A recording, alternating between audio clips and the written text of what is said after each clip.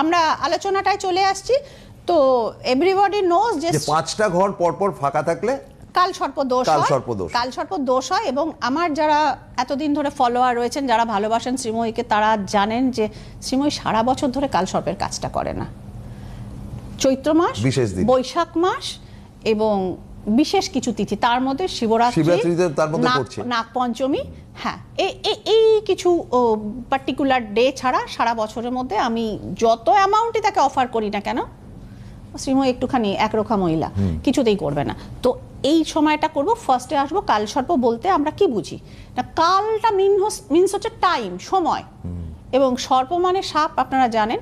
তো আমাদের যেটা হচ্ছে সাপটা কিভাবে আসে না, ড্রাগনস হেড আর ড্রাগনস টেল, এখানে সর্পের মাথাটি কন্ট্রোল করে রাহু, কেতু হচ্ছে তার ফলোয়ার, লেজ, এর মাঝখানে আমাদের 7টি গ্রহ বসে যায়।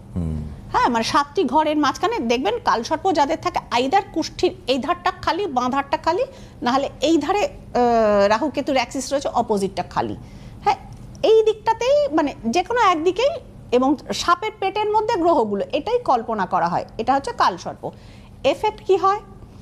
এফেক্ট যেটা হয় সেটা হচ্ছে আইদার আপনার চাকরির জায়গায় গন্ডগোল, ভালো পড়াশুনো করেছেন, শেষ দিকে বাধা পড়েছে, পড়াশোনা অসমাপ্ত, বিদেশ যাবেন সব ঠিক, এমন সময় এমন রিলেটিভ মারা গেলেন বা এমন ফাইন্যান্সিয়াল কষ্টে পড়লেন আপনার যাওয়াটা হলো না।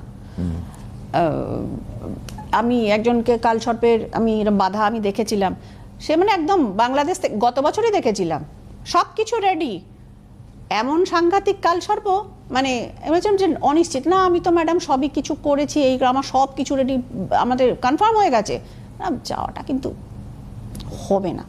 হ্যাঁ, তো যাই হোক, তারা খুব রেগে টেগে চলে গেছিলেন, হোয়াট এভার। যা শুরু হলো বাংলাদেশে, হলো না তো, ঢুকতেই দেবে না আমেরিকাতে, এখন পাবে না ভিসা। তো এই যে জায়গাগুলো, ম্যারেজ আটকে যায়, ডিলেড ম্যারেজ, কন্টিনিউয়াসলি ডিলেড, ভালো উপযুক্ত সুন্দরী মেয়ে, শিক্ষিতা মেয়ে, ভালো চাকরি করে বা ছেলেও প্রচুর টাকা মাইনে পায়, বাড়িতে কোনো বার্ডেন নেই, বিয়ে কিছুতেই হচ্ছে না, ডিলেড। প্রচুর কালসর্পের ক্যান্ডিডেট আছে প্রসূনদা, যাদের সারা জীবন বিয়ে হয় না। অটল বিহারী বাজপেয়ীজি, তার কিসের অভাব ছিল? তার মতো মানুষ তো বিরল আজও ভারতবর্ষে, সে আপনি যে পার্টি করুন না কেন, বিরোধীরাও বলে। তো সেই রকম আর কি। তো বিয়ের নামক ঘটনাটি খুব রেয়ার, বা বিয়ে হয়েছে সংসার হয়নি। প্রাইম মিনিস্টার নরেন্দ্র মোদীজি, তার স্ত্রী আছেন সবাই জানেন, কিন্তু মানে মধ্যবিত্ত বাঙালি যেভাবে সংসার করে, তিনি সেভাবে সংসারটি করে উঠতে পারেননি। তো তার পেছনে যে কারণই হোক, আমরা সেটাতে আসছি না। তো 12 রকমের কালসর্প আছে। আর শিবের কাছে কেন গিয়ে কালসর্পের কাজটি করব? শিবের গলাতেই তো রয়েছে ওই সর্পটি রয়েছে শিবের গলায়। এবং এই জিনিসটি নিয়ে আমি পরে আরেকদিন আলোচনা করবো, আজকে কালসর্পের আলোচনাটাই করব।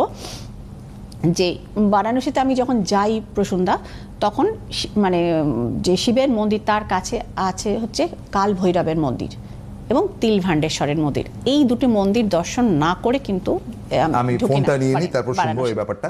অবশ্যই। হ্যালো।